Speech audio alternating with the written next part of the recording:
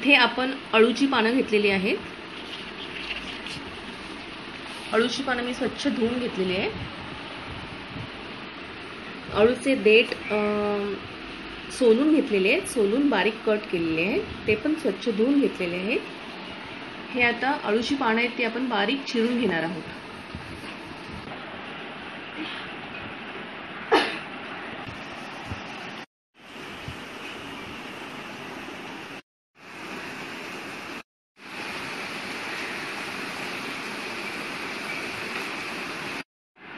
मी सर्व भाज्या स्वच्छ धुवून बारीक कापून घेतलेले आहेत। हे दोडका आहे, ह्याची थोडीशी साल काढून घेतलेली आहे। फरसबी, दुधी भोपळ्याची पण थोडीशी साल काढून घेतलेली आहे। मका बारीक कापून घेतलेला आहे। आपण ह्याचे दाणे सुद्धा घेऊ शकतो, पण ह्या पूर्ण मक्याची जी टेस्ट त्या भाजीमध्ये उतरते, ती चव, रस जो उतरतो त्याच्यामध्ये, त्याची चव खूप छान लागते, म्हणून मी असं घेतलेलं आहे। हे पडवळ आहे, त्याच्या बिया काढून मी तसंच कापून घेतलेलं आहे। थोडेसे शेंगदाणे सुद्धा घेतलेले आहेत।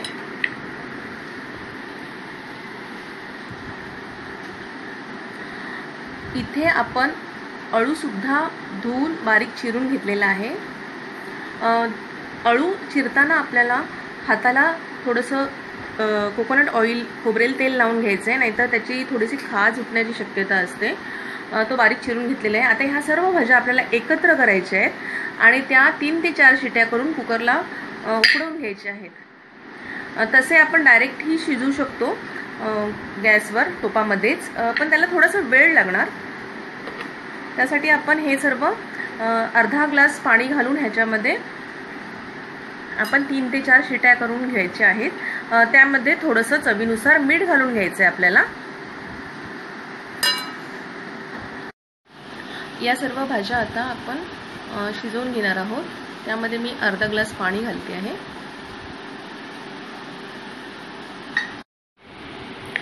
यामध्ये मी आता मीठ घालून घेते।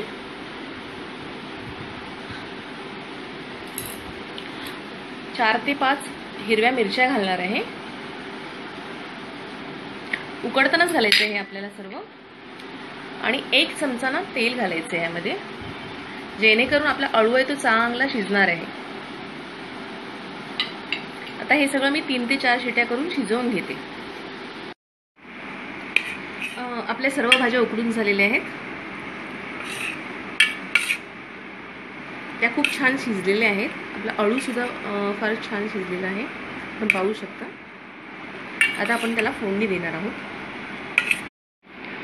यामध्ये आपण अजून बऱ्याच प्रकारच्या भाज्या वापरू शकतो। काही जण तर यामध्ये थोडंसं कारलं सुद्धा घालतात, भेंडी वापरू शकतो, लाल भोपळा वापरू शकतो, जसं आपल्याकडे असेल। पावसाळ्यामध्ये ही भाजी बनवली जाते, त्यामुळे पावसाळ्यामध्ये बऱ्याच प्रकारच्या भाज्या असतात। इथे मी टोप तापत ठेवलेला आहे आणि फोडणीसाठी मी मोहरी घेतलेली आहे, हिंग आणि हळद घेतलेलं आहे। ही एक पेस्ट घेतलेली आहे, त्यामध्ये थोडंसं आलं, 7-8 लसणीच्या पाकळ्या, 2-3 हिरव्या मिरच्या घेतलेल्या आहेत आणि 2-3 काळी मिरी घातलेली। तेल आपलं तापलेलं आहे, त्यामध्ये मी आता मोहरी घालून घेत आहे। मोहरी चांगली तडतडली आहे, त्यामध्ये मी ही आलं लसूणची पेस्ट जी बनवली होती आपण ती घालणार आहे आणि थोडीशी हळद घालणार आहे। साधारण अर्धा मिनिट हे आपण मिश्रण ढवळून घेतलेले आहे। आता त्यामध्ये आपण उकडलेल्या सर्व अळू आणि सगळ्या भाज्या आहेत त्या घालून घेणार आहोत।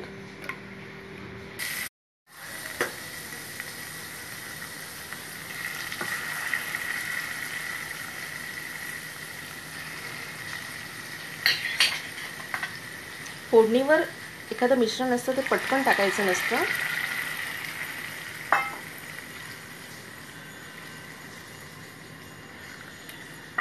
हे आता आपण खूप छान थोडंसं पाणी आपल्याला हवं त्याप्रमाणे ॲडजस्ट करून आपण ते चांगलं शिजवून घेणार आहोत। आपण भाज्या छान उकडवून घेतल्या होत्या, तरीसुद्धा हे मिश्रण एकत्र चांगलं अजून शिजवायचं आहे। 5 ते 6 मिनिटं तरी आपल्याला अजून हे शिजवायचं आहे मध्यम गॅसवर। मी यामध्ये ही काळी चिंच आणि हा थोडासा गूळ घालते, याने आपली भाजीची चव अजून छान होणार आहे। आपण उकडताना मीठ घातलं होतं, ते थोडंच घातलं होतं. त्यामध्ये मी अजून हे थोडं मीठ ॲड करणार आहे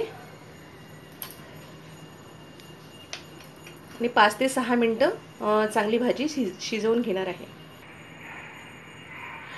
5 ते 6 मिनटं ही भाजी आपण शिजवून घेतलेली आहे. खूप छान शिजली आहे. अळूचं फतफतं करताना आपण अळू मिक्सरला लावून घेतला होता, पण इथे आपण अळू बारीक चिरून घेतलेला आहे. सर्वात शेवटी आपल्याला ओलं खोबरं घालायचं आहे आणि 1 मिनिट अजून ते शिजू द्यायचे भाजी. ओलं खोबरं हे ऑप्शनल आहे. ही भाजी खरंच तुम्ही कधीतरी ट्राय करा. खूप छान लागते आणि कोणाला कळतही नाही की या भाजीमध्ये अजून काय काय भाज्या घातलेल्या आहेत त्या. खूप पौष्टिक भाजी आहे. तुम्ही नक्की ट्राय करा. अळूची मिक्स भाजी आपली तयार आहेत. अळू उकडून घेतल्यानंतर ज्या भाज्या होत्या त्या मी हाताने त्या आपण हाताने किंवा स्मॅशरने स्मॅश करू शकतो. चिंच नसेल तर आपण कोकमही टाकू शकतो, पण चिंच आंबट काहीतरी आपल्याला टाकायचंच आहे. चिंच किंवा कोकम आणि थोडासा गूळ. आपली भाजी खूप छान झालेली आहे, तयार आहे. माझी रेसिपी पाहिल्याबद्दल धन्यवाद. तुम्हाला ही रेसिपी कशी वाटली हे नक्की कळवा. लाईक करा, शेअर करा, सबस्क्राईब करा. थँक्यू.